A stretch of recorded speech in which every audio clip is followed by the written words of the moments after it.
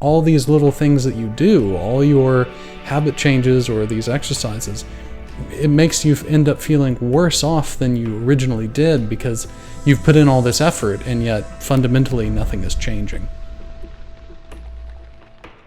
People are really becoming disillusioned with the idea of self-help. They'll try it out, and at first they'll start to see some benefits, like they'll do the exercises, they'll change a few habits, and they'll start to see a small beneficial change. But in the long run, they're finding that the deep depression or anxieties or hopelessness or whatever deep issue that drove them to take self-help to begin with isn't going away. It's not getting better.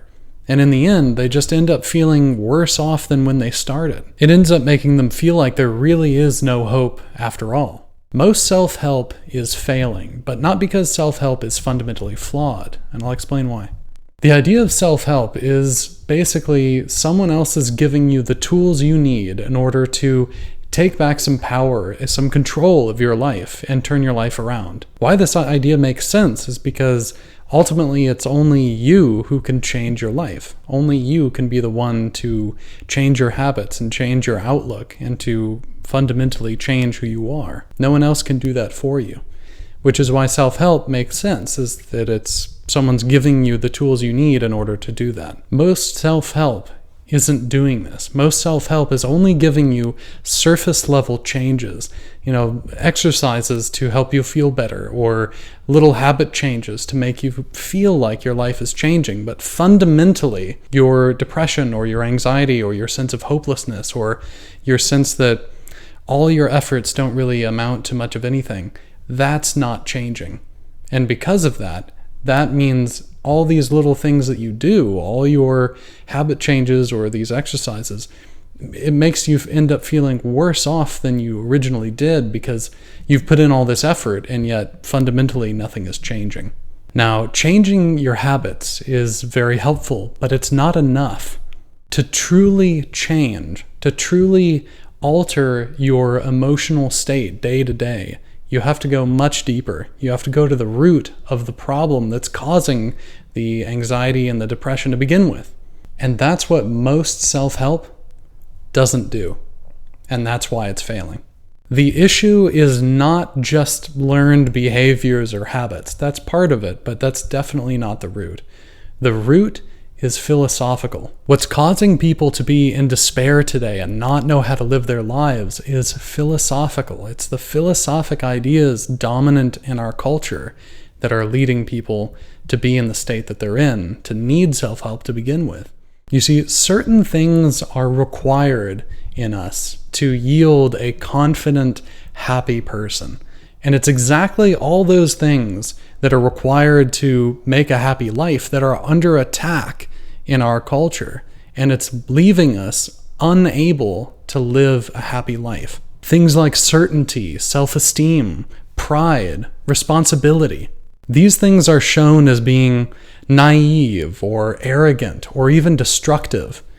Take, for instance, the idea of certainty. If you ever show certainty about something, most people will treat you as if you're being narrow-minded, closed-minded, or that you're being arrogant, that you need to be less certain in order to be more open to different possibilities, different truths.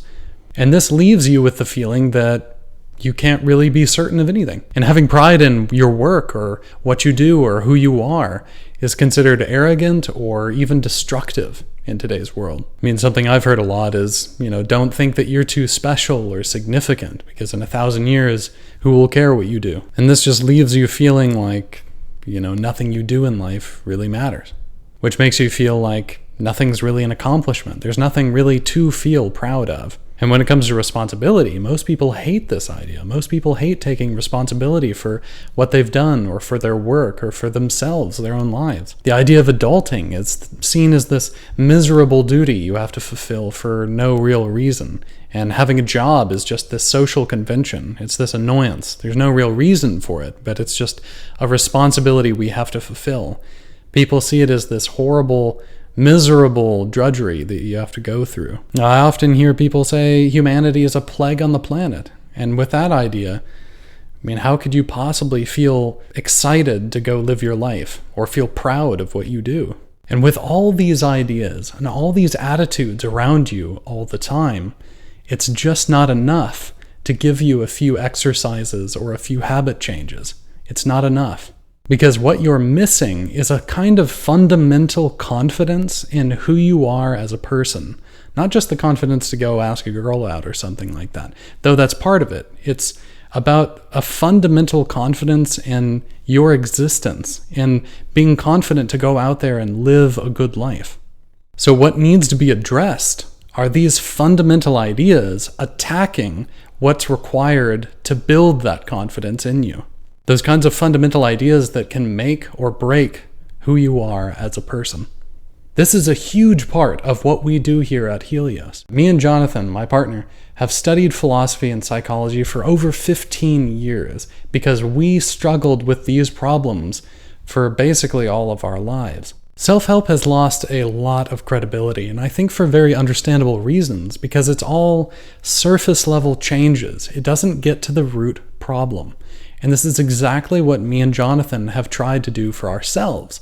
Through our studies, we tried to understand why is it that we have these problems and how does one overcome them, and also at the same time supply yourself with what's needed in order to create a happy life for yourself. And it's this kind of transformation that we offer you in our course, Core Confidence for Men. And one of the main focuses of our entire course is the idea of gaining mental and spiritual independence from the culture around us and getting away from those ideas that are causing these problems and developing healthy philosophic ideas that can help guide you to create the foundations of a truly confident life. Me and Jonathan struggled with a lot of these issues for most of our life. This feeling of depression or apathy or just feeling stuck in life, like there's nothing you can really do to achieve what you want. It's taken us years to get to the point of understanding how it is to create distance between all the ideas in the culture that are causing this problem, and in addition to that, develop healthy ideas that can create a confident, happy life for yourself. And it's exactly this transformation that our course offers to you.